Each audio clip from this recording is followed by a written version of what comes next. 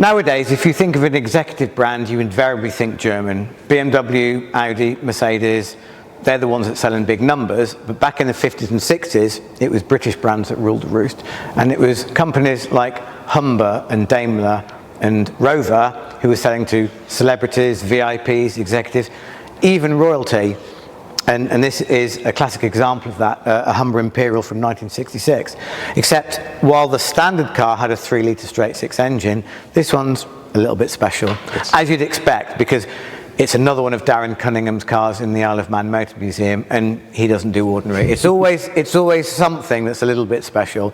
But what's so special about this? So in 1964, the Roots Group seemed to have sort of got the V8 bug. The Sunbeam Alpine was being developed into the Tiger, and they decided to, where else can we put a V8? And they looked to Humber. And they had the Humber Sceptre, and they had the Humber Super Snipe and Imperial, which was the top of the line car. And this is an Imperial. Which was just a posh Super Snipe, ultimately. Yeah, it was just effectively a trim level for it. Yeah. And at that stage, they had also been in discussions with Chrysler on various projects. And the idea came about to try and put the Chrysler 273 cubic inch V8 into the Super Snipe and the Imperial. So that's about 4.5 litres in new money? Yeah.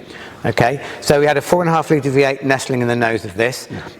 How rare is that? How many did they make?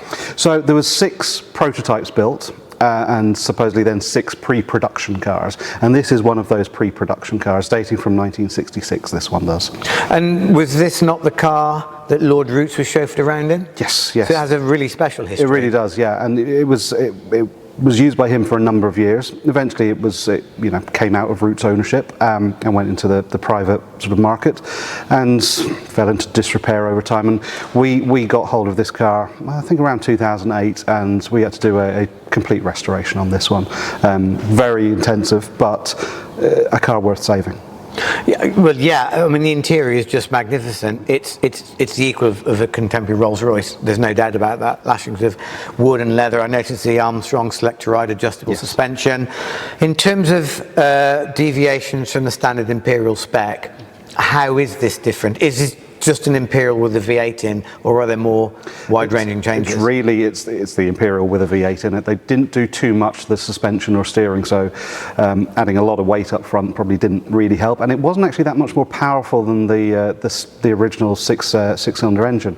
And I think that's one of the reasons it never really went anywhere. There was this sort of maybe a dozen cars made, and that was that. So this is only one of quite a collection of Humbers, isn't it? Yes, so my dad's always had a passion for Humbers, decades now at this stage, and we've been fortunate to kind of get some very interesting cars into a collection. As you say, the Imperial V8, definitely one of the highlights. Behind me we've got a 1953 Super Snipe Mark IV that was used by the late Queen and Prince Philip on their coronation tour of the Commonwealth. And we've also got 2 mid-50s Humber Super Snipe pickups which have an interesting story too.